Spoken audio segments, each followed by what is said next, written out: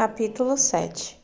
Foi só a Janete desligar que Nelson chegou à minha mesa todo se sentindo, com um papelzinho pendurado nos lábios.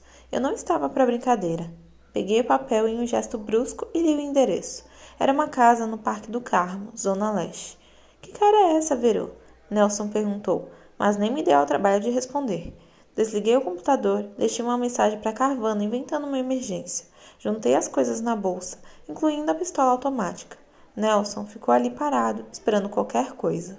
Não vai nem dizer obrigado? Você é um gênio. Gostoso? Isso, um gênio gostoso, falei, para alisar de vez o ego dele. Dei um selinho em seu pescoço. Depois te compenso, disse, e saí apressada. No prédio do DHPP, com 20 andares e mais de 1.000 funcionários, o elevador pode demorar horas e ainda passar direto porque está cheio. Como eu não aguentava esperar, desci pela escada mesmo. Quando entrei no carro, chovia horrores. São Paulo é assim. A terra pode ser da garoa, mas se engrossar os pingos, sai de baixo. Encrenca tudo, trava o trânsito, cada sinal é uma prece.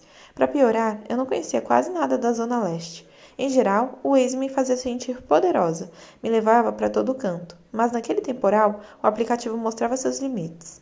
A flechinha parava de virar esquinas, aparecia um procurando rede e minha vontade era de morrer. Continuei seguindo pela Radial Leste, com fé que logo voltaria ao normal. Entrei na Avenida Aricanduva e pelo rádio os locutores anunciavam a cada minuto mais pontos de alagamento pela cidade. Nessas horas, até dava raiva de ser paulistana. Minha cabeça trabalhava sem parar. Como assim aquela tal Janete me solta essa pérola? Acho que meu marido vai me matar. Sério? E ela estava calma daquele jeito? E ainda disse que ele matava mulheres? Como ela descobriu isso? Desconfia sempre, virou diria o meu pai. Desconfia sempre, virou, diria o meu pai. Nunca comprei de primeira o relato da vítima chorosa que entra na delegacia dizendo que assaltaram seu carro. Pode ser só uma encenação para enganar o seguro. Por algum motivo, eu acreditava em Janete. Claro que não descartava a hipótese de ela ser uma maluca ou uma engraçadinha querendo passar trote na polícia, mas podia ser também uma mulher finalmente tomando coragem de entregar ao marido cruel. Por isso, eu queria chegar rápido ao endereço. Não gostei do jeito que a conversa tinha terminado, e o engarrafamento não ajudava. Estagnada em um cruzamento, olhei para as pessoas correndo pelas marquises. Um velho no carro ao lado cantava aos brados alguma música que eu não conseguia identificar. Nos prédios, luzes dos apartamentos acesas, vidas inteiras indo e vindo, e eu ali, parada, como uma observadora privilegiada. Na infância, eu adorava ficar com meu pai na janela de casa, observando os prédios vizinhos e seus moradores. Vigiávamos a vida alheia sem pudores, homens e mulheres chegando do trabalho, sombras passando de relance, velhinhas zapeando diante dos seus televisores, mas nada daquilo realmente importava. Observar aquelas pessoas desconhecidas por alguns segundos era suficiente para eu inventar suas histórias de vida, seus medos e seus sonhos. Eu conhecia suas intimidades, suas almas. A casa da pessoa reflete o espírito dela. Como seria a casa de um assassino de mulheres? Se Janete estivesse falando a verdade, eu logo teria a resposta. Eu podia ser inexperiente em investigação policial, tanto tempo encostada como secretária enferrujagente, mas acredito que tudo no mundo é questão de energia. Minha gana de resolver o caso de Marta Campos, de pegar o escroto que a tinha enganado, era tanta que foi só tomar coragem para investigar um caso e já havia me aparecido outro. Voltei à realidade depressa, quando percebi que o Waze sugeria que eu seguisse pela favela da Gleba do Pêssego, enorme e perigosa. Ser policial e cair ali era o pior pesadelo. Desobedeci o aplicativo e a flechinha sacana voltou a se mover, indicando um novo percurso. Me embrenhei por ruas estreitas, sem asfalto, sem saneamento básico, sem luz e sem mais Deus sabe o que. O Parque do Carmo era basicamente um bairro de conjuntos habitacionais, um clima fúnebre nas estruturas em forma de caixote, como se as pessoas fossem hamsters de um laboratório controlado. Conforme avançava, cheguei a uma área de casas grandes, meio antigas e decaídas, dos anos 1970 e 1980, observando as poucas janelas acesas e descortinadas naquele temporal. Vi 2 mulheres discutindo em uma casa, um homem assistindo a um jogo de futebol em outra. Uma dessas casas era de um suposto assassino de mulheres. Sem dúvida, não teria uma placa na porta. Parei o carro a 2 esquinas do endereço indicado pelo aplicativo. Tirei minhas pulseiras e deixei-as sobre o banco do carona. Apesar de serem o meu amuleto da sorte, elas faziam muito barulho. Desci munida apenas da minha pistola e de um guarda-chuva. No ar, um cheiro que misturava lixo e lama. A umidade em São Paulo pode penetrar nos ossos da gente. Espremi os olhos tentando enxergar adiante, mas era impossível. Não bastasse a chuva torrencial, o local era mal iluminado. Caminhei devagar, desviando de poças e tomando cuidado para o meu sapato, de salto pequeno desta vez, não atolar na lama. Era só o que faltava. Fui me equilibrando e tive que chegar quase até a cerca para distinguir a casa. Era velha, como todas as outras, pintura bege descascando, uma única janela que dava para o quintal da frente. Contornei e vi mais 2 janelas na lateral direita, todas apagadas. Parecia vazia. Tentei esticar os ouvidos em busca de algum ruído vindo do interior. Além disso, eu não conseguia ver os fundos. Como não queria ser pega de surpresa, tirei a pistola da bolsa, soltei o pente para verificar a munição e engatilhei. Por um instante, tive a sensação de estar sendo observada. Pensei ter visto uma sombra passar pela cortina da janela da frente, mas logo espantei o pensamento. Devia ser só impressão. O portão era baixinho e não havia qualquer sinal de cachorro no quintal. Levantei a barra cheia de lama da minha calça e deslizei para dentro em 1 segundo. Deixei o guarda-chuva para trás e precisei dar uma corridinha até a porta de entrada. A arma em punho, girando o corpo em todas as direções, percorri o perímetro. Na lateral esquerda, a primeira janela estava fechada com venezianas. Me abaixei para lá e para cá, tentando um ângulo que revelasse alguma coisa. Nada. Cheguei aos fundos. A porta também estava trancada. Próximo ao muro, canteiros perfeitamente harmonizados e coloridos. Limpei os sapatos no capacho para não deixar marcas no chão. E ao me aproximar da última janela, dei sorte. As venezianas não estavam fechadas, só encostadas. Espiei lá dentro, com uma visão parcial da sala de estar, apesar do breu completo. Tive que segurar a pistola só com uma das mãos, para pegar o celular com a outra. Acendi a lanterna do aparelho e passei o feixe de luz lá dentro. Sofá velho com motivos florais. Mesinhas com abajur, estante com uma TV pequena, ninguém ali. Até me ocorreu que um rosto aparecia de repente na janela ou que o assassino de mulheres me pegaria desprevenida por trás, mas sabia que era só influência dos filmes de terror norte-americanos. Na vida real, isso não acontecia, certo? Havia um discreto ponto de luz próximo ao sofá, mas o ângulo não me permitia enxergar o que era. Podia ser a luz de uma secretária eletrônica, por exemplo, ou de outro aparelho qualquer. Da janela do lado oposto, vi uma vela de 7 dias, solitária, já no final, que derretia diante da imagem de uma santa. Iluminei aquela espécie de oratório, algumas velas apagadas, uma Bíblia aberta sobre um pedestal e, no centro de tudo, a santa com uma linda coroa. Não foi difícil identificá-la sob a luz bruxulenta, com sombras esmaecidas projetadas nas paredes da casa. Era Nossa Senhora da Cabeça, com o menino Jesus em um braço e no outro uma cabeça degolada. Desde a adolescência que não ouvia falar nela. Na época, soube graças a um amigo de escola, devoto da santa, porque o pai tinha perdido um braço em um acidente. Na mesma hora, um arrepio desceu pela minha nuca. Em uma representação incomum, Nossa Senhora da Cabeça estava sentada em um trono de ossos.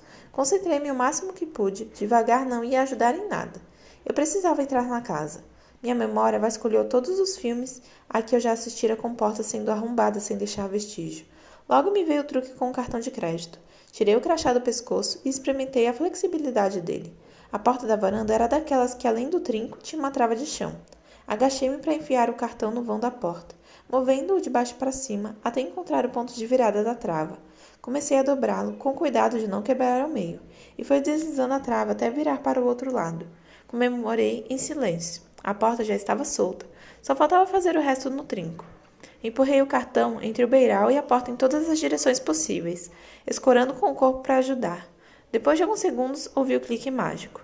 Impressionante como a curiosidade faz o cérebro usar todo o conhecimento já adquirido na vida. Eu era capaz de arrombar portas, quem diria? Entrei pé ante pé sem acender a luz. A decoração da casa era toda voltada para detalhes, almofadinhas com frases bordadas, arranjo no centro da mesa do jantar, plantas viçosas bem regadas. Nada muito moderno, mas tudo bem cuidado. Um cheiro de lavanda preenchia a sala, bandeja com bule e açucareiro de prata na mesinha de centro, usadas como enfeite. Passadeiras em cima do carpete. Cafona até dizer chega, mas essa informação não ia ser útil para o perfil que eu tentava montar. Nenhum porta-retratos à vista. Examinei o oratório de perto. Diante dele, um genuflexuário que tinha escapado do meu campo de visão. Sobre a bancada, a única imagem santa era a mesma aquela. Uma família devota de Nossa Senhora da Cabeça. Examinei o trono de ossos. Era feito de cerâmica. A Bíblia estava aberta nos Salmos, e o Salmo 91 sublinhado com caneta vermelha. Aquele que habita no esconderijo do Altíssimo, à sombra do Onipotente descansará.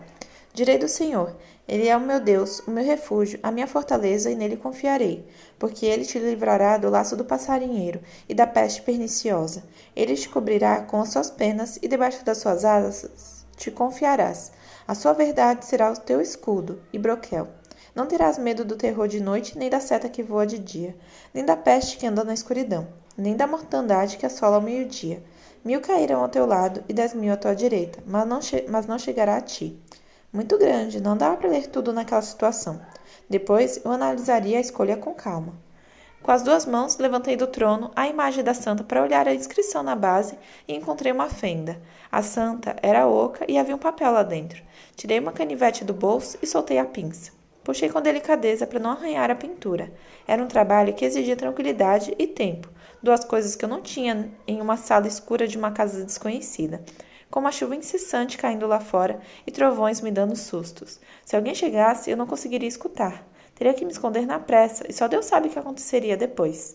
Finalmente, pesquei o papelzinho. Era uma fotografia dobrada ao meio, bem antiga, em preto e branco, tirada no que parecia ser uma aldeia indígena. Havia muitas árvores e algumas ocas ao fundo. Posando para a foto, uma menina índia, sisuda, mas linda, com olhos profundos e sem o braço esquerdo. No verso aparecia escrito: Manuara, tribo Capinoru, 1955. O que significava aquilo? Fotografei a frente e o verso para não esquecer. Devolvi a santa ao lugar e abri a gavetinha do oratório, mas não encontrei nada, apenas dizeres de uma reza em papel plastificado. Sempre gostei de coisas místicas, mas precisava agir mais rápido. Nos quartos, confirmei que a casa estava mais bem cuidada por dentro que por fora. Depois de passar pelo banheiro e por um quarto praticamente vazio, cheguei ao do casal e logo abri as gavetas dos criados mudos. A mesa de cabeceira à direita era claramente da esposa, um abajur rendado, jarrinha com água e copo combinando, um porta-retratos onde ficava pendurado um terço. Na foto, um casal de noivos sorridentes que não trazia qualquer indício de um lar problemático. No cantinho, uma pilha imensa com dezenas de revistinhas de palavras cruzadas, todas preenchidas. Na gaveta, apenas alguns papéis, um caderninho com anotações dos gastos da casa, chaves espalhadas e fotos de família bem no fundo. Pelas roupas e pelos cortes de cabelo, dava para ver que tinham sido tiradas nos anos 1990. Olhei o verso e confirmei. Jales, 1997. Em quase todas as poses, 4 mulheres se abraçavam sorridentes. Uma delas era a mais velha, sem dúvida. Uma mãe com suas 3 filhas? Qual delas seria Janete? Por que não estava em porta-retratos? Eu anotava tudo mentalmente porque o histórico da relação familiar dela ia corroborar ou não sua versão. O criado mudo do marido estava trancado, claro, mas consegui abrir rápido. Agora já era quase especialista no balanço do crachá. Havia ali munição para uma 40 e para uma 380. Um celular do tipo pré-pago, descartável, muitas playboys de mulheres famosas e algumas revistas pornô, digamos, mais reais. Em um envelope roxo, pequenas folhas de caderno com mensagens escritas à mão em caligrafia feminina. Preparei aquela canjiquinha que você adora, minha vida. Assinado Janete. Ou, vida, sinto tanta saudade quando você demora a voltar do plantão. Saudade do teu beijo, do teu cheiro, do abraço. Assinado Janete. Eram recados cotidianos, sem data específica, mas todos bastante apaixonados. Aquilo não combinava em nada com uma esposa que acredita que o marido é um assassino de mulheres que vai matá-la a qualquer momento. No mesmo envelope, junto às mensagens, a foto meio antiga e amarelada de uma mulher bonita, que logo deduzi ser a própria Janete. Morena, de olhos claros, cabelo escuro, com uma sutil pinta sexy no queixo. No fundo da gaveta, uma pilha de calcinhas, algumas cor de carne, outras com coraçõezinhos e florzinhas. As calcinhas eram podres de tudo, gastas, descoloridas, e o cheiro que exalavam, trancadas naquela gaveta, era muito forte. Cheiro de usadas, muito usadas. Nada de lingerie sensuais, o que era estranho. Que fantasia teria esse cara? Janete disse que o marido matava mulheres, mas não contou se ela mesma era abusada. Por mais que aquilo fosse coerente com a ideia de que eu fazia de um assassino de mulheres, não servia de evidência. Era muito cedo para comprar a história toda. Ela podia estar exagerando para se livrar do marido. Essa era a verdade. O cara podia ser só um tarado, o que é perigoso, mas nem sempre é crime. Eu mesma gostava de vender Paulo às vezes e usar algemas, chicotes e gel esquenta-esfria, comprados em um sex shop perto de casa. Depois de alguns anos de casada, mãe de 2 filhos, você precisa ser criativa para manter o tesão. Vasculhei o guarda-roupas, mas não havia nada de especial. Ao olhar embaixo da cama, me apoiei na beirada e senti um relevo. Chafurdei com os dedos até encontrar o que parecia uma gaveta escondida no estrado. Abri depressa, certa de que ali ficava o tesouro. Encontrei vibradores em vários tamanhos, panos de seda, um chicote macio, velas usadas e uma caixa estranha onde estava escrito Kit Choque Terápico, com 4 lâminas adesivas laváveis e controle com metal de ondas elétricas com fio. A coisa começava a ficar pesada. Guardei tudo de volta no lugar e tratei de ajeitar o lençol sobre a cama. Melhor não levantar suspeitas. Passei para a cozinha. Ali também tudo estava impecável. Liquidificador de roupinha, jarra de água coberta com renda, porta-pão, moringa de barro. O perfil de Janete se desenhava na minha mente, partindo das fotos de família, do oratório, do cheiro de lavanda e dos objetos pela casa. Sem dúvida, ela era uma dona de casa vinda do interior. Tinha deixado a família para trás. Passava o dia sozinha, esperando o marido chegar do trabalho. Por isso, as mensagens românticas do cotidiano e as palavras cruzadas para passar o tempo. Na área de serviço, mais uma peça do quebra-cabeça se encaixou e levei um susto. Pendurados ao lado do tanque, 2 uniformes engomadíssimos da polícia militar. Que azar, então o marido dela era PM. Claro que eu já tinha ouvido falar que no Parque do Carmo moravam muitos policiais militares, mas a ideia simplesmente não havia me ocorrido. Isso justificava a munição e as algemas, mas não justificava os objetos sexuais. Naquele instante, tive certeza de que Carvana iria me matar se descobrisse a investigação. As polícias civil e militar eram cheias de não-me-toques. Eu precisava sair rápido dali. Já estava abusando da sorte. Dei um confere geral para ver se nada tinha me escapado. Passei o trinco por onde eu entrara. Chequei se não tinha vindo ninguém e saí pela porta da frente. Ainda chovia cântaros. Recuperei o guarda-chuva caído na grama e pulei a cerca, sem olhar para trás. Caminhei em direção ao carro. Quase desmaiei quando senti uma cutucada pelas costas. Tá procurando alguém? Era uma velha com os dedos ossudos, embrulhada em um chale e segurando um guarda-chuva xadrez. Tinha cara de bulldog e logo entendi que era daquelas fofoqueiras de praça, dispostas a tudo, até sair de casa em um temporal, para bisbilhotar os outros. Disfarcei. Tô, mas bati e ninguém atendeu. Eu vi quando o carro saiu, respondeu orgulhosa. Quer falar com quem? Com minha prima Luzia, lá de Minas. A senhora conhece? A velha franziu o senho. Olhava para mim de cima a baixo. Aqui não mora nenhuma Luzia, não, disse de má vontade. O nome da que mora aí é Janete. Quero o que com ela uma hora dessa? Quero nada, minha senhora. Já falei que estava procurando a Luzia. A velha era uma furada. Melhor desaparecer o quanto antes. Virei as costas e andei depressa. Entrei no carro, joguei a bolsa e o guarda-chuva no chão do carona, coloquei minhas pulseiras e dei partida. 2 horas de trânsito para chegar ao meu prédio, toda encharcada e suja de lama. Mesmo exausta, eu só queria continuar com as buscas. Todo investigador deve pensar assim. Cada caso é como uma caixinha. Fechada uma, é hora de abrir a outra. Depois de visitar a casa de Janete, era hora de me preocupar com Marta.